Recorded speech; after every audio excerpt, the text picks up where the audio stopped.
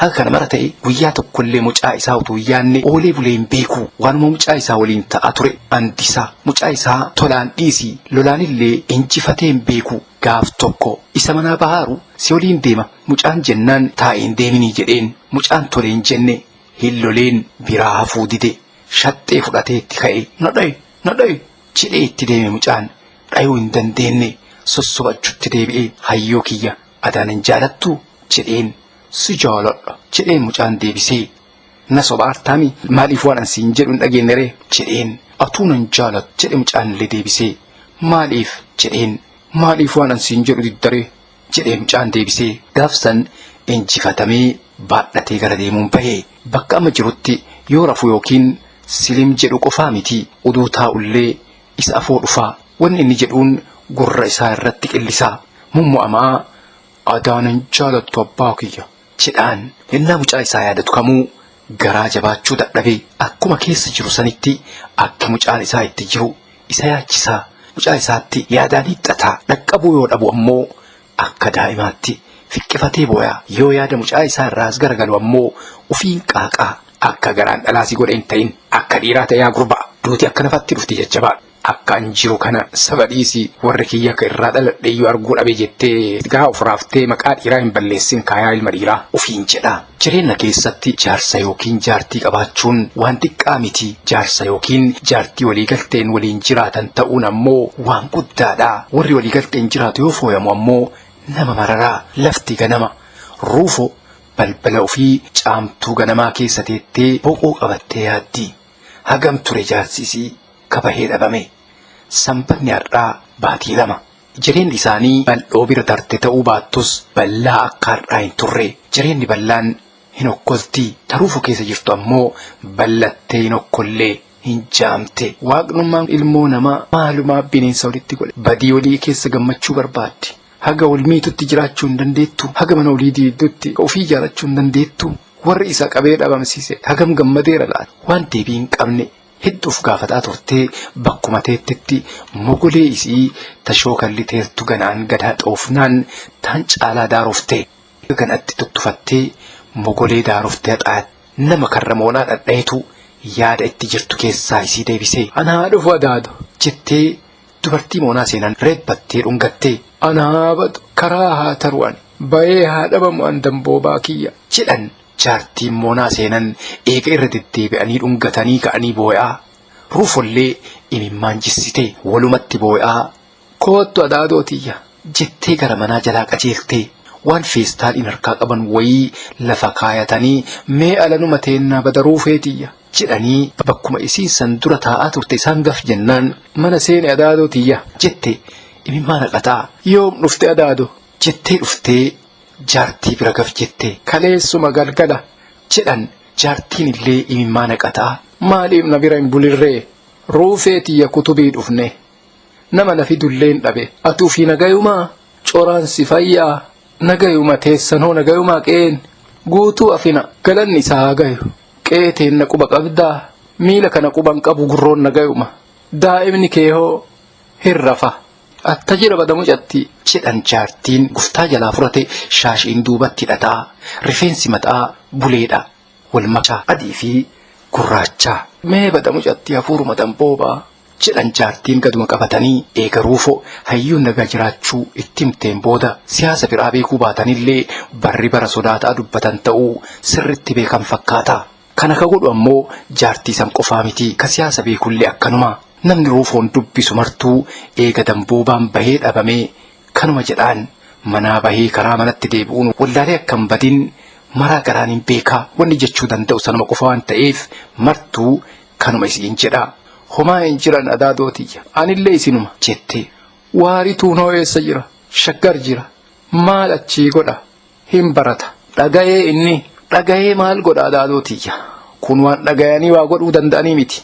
Jaartiin san dabarsanii waan gaafatan wallaalanii shaarbii ofirraa qabaniin afaan qabatanii dhabami falfala karaa tarii hama aanne ana haa jedhanii mararfatan bakkuma san taa'anii utuu waan garagaraa qaaqan ruufo qoonqawii dhageettee lafaa utaaltee yoo mana seentu hayyuutu banee raadiyoo afaan amaaraa qaaqu bira dhaabbata shamizii malee kofoo ofirraan qabu. Maal godhaarta mucaa jetteen raadiyoo caqasaara. Deemasi maal beektaan baa caqafta jettee seeqataa raadiyoo cuftee caqasu malee jedhee utuu inni booyu beena surree sii godhaa jettee harkiftee. Ana haa badu kurfaa kiyya meenatti koottu jedhanii ufitti waaman jaartiin roofoon faana ol seenan. Kun akkootti dhaqi jettee gara jaartii dhaqeetti ruufu. Mucaan tole hin jenne jaartiin bira dhaqanii haadhuma jalatti utuma inni didu ufitti qabanii boo'aa dhungatan. Tana dura akka har'aatti arganii hin beekan. Eega dhungatanii ofirraa achi qabanii ilaalan. Obboleessa maannaa isaanii ka waliin guddatan, ka jaalatan, ka hardhallee yoo yaadatan booyan abbaa damboo'aa fakkaata. Anaa badu laalamee kinniisoo muraa albuu isuma jedhan. Ruufo mucaa uffata itti gootee fuula dhixxee daabboo wayii aananiin eega nyaachifteen booda taphadhu jettee gara mana aaraa gabbaate. Mucaan bahee gara mana ol laalixee yoo haga ture inni deebi'u isaan buna dhugan. Mucaan eega haga takka mana keessa fiffiigee ammallee gara raadiyoo qajeelee akka dhiisu itti himtee hin dhageenne hin kadhattee hin diidee. Lakkee dhiisi hayyuu jettee quba itti mirmirsitee saniifillee hin dhiifne fuula itti baddee. Lakkee har'a gurbaanana isiin jennaan yoo akkasitti nama laaltu ila akkati jirtu jedhee utuu isaan lachuu kolfan gara alaa gabbahee ammallee hin turre. Haati gara mana aaraa gabbaanan ol seenee raadiyoo san utuma tuttuqu koomadiinoo gubbaa lafaan dha'e. Yoon haati aartee harka keessa dhoofnaan boo'ee amma haatiitti hidhattee sossobuudhaaf ufitti harkifnaan sin fedhu sin jaaladhu abbaa kiyya jaaladhu jedheen boo'aa ufitti qabdee sossobdullee cal'isuu didee. Ana haadha lammata sin dhayu gooftaa kiyya koottu jettee shalattee. Gaaf tokkollee na dhooftee kaatee sin dha'u naan jette. Ati anuma sobda haa galu abbaan kiyya haa galu itti madhaami. Inni jennaan warri isa sossobaa ture ruufoo fi jaartiin illee faana booyan.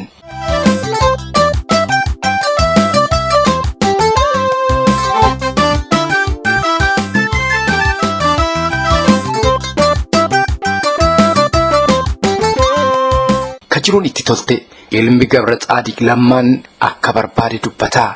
Nama walgahii irrattis ta'ee gara biraatti isa dura dhaabbate eenyu akka taate wal beenna jedhee sodaachisaa. Namoota karaa isaatiin qabamanii dhabaman anatu qabsiise jedhee dubbachuu irraa waan hafe waan dhuffatu hin qabu. Deeggartoota abaa'ooti warra jedhu arrabsuu yoo barbaadu jecha dur irraa itti fayyadamu qaba. Abaa'oon eegee lootuuti qaama dabaree ka faayidaa hin qabne jedha. Bakka tana dura ture waltajjii bartoota walitti qaban tokko irratti inni jecha kana dubbannaan barataan tokko ol ka'ee eegeellootu akkuma jettan qaama dabaree gatii hin qabne ta'uu dandeetti. Garuu yoo muramtellee deebitee bahuun isii kennamni ta'uun akkuma jirutti ta'ee isin qaama dabaree ka gatii hin qabne kana sodaattanii ganamaa galgala waanuma isaa qaaquun maaliif? Ammallee lootuun duutu malee eegeen sun haga fe'anillee yoo muran biqiluun isiinaaf jedhee waan jedhu wallaachisee. Barataan kana jedheen dabalatee qurxummiileen bishaan keessaa guursisaa ture hedduu lubbuun jiraachuu fi jiraachuu dhabuu hin beeku. Jiraatanii baatanii ammoo dhimma isaatii miti waan sodaatu hin qabu. Eegee lootuu jedhee Oromoota sodaachisee arrabsaa farsoo hambuuqee qasha'aa Shaashamannee keessa biqiqaa baldee taphataa kolfee fandalali'aa. Jireenyi qilleensaa tun ammoo tokko gammachiiftee kaan boochisuu bira tartee kolfa yookiin gammachuu tokko boo'icha kaanii godhuun qooda isiiti. Ijoolleen haga sadii didiqqoo wayii balbala mana damboobaatti waan garagaraa walitti guuranii taphataa waliin qaaqan. Hin du'e jedhe tokko hin duune jedhe ka biraa. Eessatti beekta hin du'e yoom du'e hin ajjeesan malee hin du'e atuu cal'isi hin ajjeesanii atuu cal'isii jechuudhaan wal morman. Atuu cal'isi abbaan kiyya hin ajjeesan jedheera cal'isi atuu haati tiyya hin du'e hin jennee wal arrabsutti taran. Cal'isi kijiba jedhe ka irra jiru fakkaatu atuu kijiba jedhe kun illee deebisee cal'isi dabeessa mataa kosii atuu dabeessa mataa kosii. Wallolatti taran ana dabeessi mataa kosii ana jedhee itti qajeele ka irra jiru eesi maal taata jedhee jaba baase kunillee. Namoota lamaan boo'aa dhufan wayittu wallola ijoollee sanii jidduu bahee wallola dhiisanii namoota boo'aa moonaa seenan faana fiigan. Haga isaan wal mormii irraa wallolatti taran dhaabbatee ilaalaa ka ture hayyuun illee isaan faana fiigee moonaan sun boo'ichaa walitti bu'ee maayii irra namni wal obsisiisee dacha'ee taa'eera. Meereef akkamitti argattan jedhe namoota haarawaa dhufan keessaa tokko. jaarsa wayiiti. Warruma waajjira poolisaatti fe'ee fide jedhe namni ka'e moomatu gaabii uffatee battala taa'u. Tolee jedhan jaarsi gaabii uffataniin afaan qabatanii manuma nuuf fidan jedhe ka odeeffatan namni waa gaafate jira jedhan jaarsi sun waanuma jedhan wallaalanii maaliif ajjeeftan jedhee wayiimo jedhe namni jalaa qabe. Bada gurbaa barri afaan hin qabne afaan nama wallaalchisa. Afaan hin qabu afaan nama qaba jedhan. Gurbaan sun qoonqa gaddaatiin ajjeefne maal taatan yoo dubbattan akkan isin goona jechuudha kaakun. Kaan afaan qabachiisuudhaaf akka sodaatee cal'isu godhuudhaaf. Inni jennaan namni firaashii afameeru marsee taa'u ija gaddaatiin isa laalee itti fufe. Gurbaan sun akka namoota hedduu du'aa jiru wallaalchisanii hambisan godhuu hin wallaalle. Sodaanu keessatti uumu namni sodaan keessatti jabaatte onnee jabduun qabu. Namni onnee jabduun qabde ammoo aarullee uguruun gahu. Jarri ammoo karaa kanaan milkaa'aniiran. Sodaanu keessatti uumuu bira taranii nu keessatti jabeeffataniiran. Nu ammoo sodaanu keessatti uumame keessaa baasuun haafu akkuma sodaanneeyyuu ofiif amanuu hin dandeenye. Mee amma an waarituun garaa kiyya waliin dhaladhe siif ajjeefne awwaaladhu yoo naan jedhan maal godhe? Maal ta'e? Waan takkallee kana maaltu godhe? Sodaanu keessatti uuman jedhee utuu gurbaan aarii gadda makateen itti fufaaru keessummaan seentee. Eega du'a damboobaa dhaga'anii torban gahaniiran mana damboobaan keessaa du'e keessummaan irraa hin qorre xalayaan barreesse agartee hayyite jedhe mucaan haadhateetti yaadduun. Ruufo mucaan kana jennaan bootte namni mana guutuudha. Gariin isii waliin booya gariin ammoo akka obsitu gorsaa akkaataa xalayaa itti barreessan qofa utuu hin taane waan hedduu ka abbaan mucaa barsiisaa ture yaadattee cal'isuu dadhabde.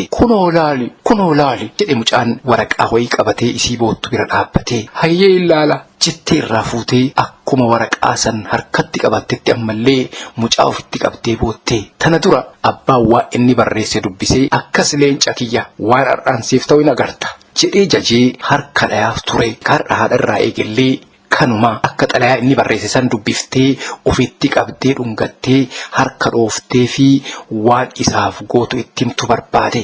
Ruufo mucaan dhiisuu dinnaan xalayaa san dubbiftee utuu hin fixin manni sun boo'ichaan walitti bu'ee. Abbaa kiyya akkam jirta? An nagaa jira. Ayyoon hin bootti. Hennaa maraa hin bootti. Anillee isii ilaalee boo'e. Namnillee hin boo'e. Namni martinuu hin boo'e. Birraan yoo waliin taphannu abbaa kee hin ajjeesan naan jedhe. Boonaan ammoo hin du'e malee yoom ajjeesan jedhee birraan wal lolan. Ati maaliif nama ajjeesisan ofirraa hin dhayin? Ansin jaaladhu. Ati qara maaliif hin gala jettee galuu didde? Ati qara maaliif na jalaa duute? Nagaatti ilma kee Hayyuu jedha xalayaan Hayyuun abbaa isaatii barreesse.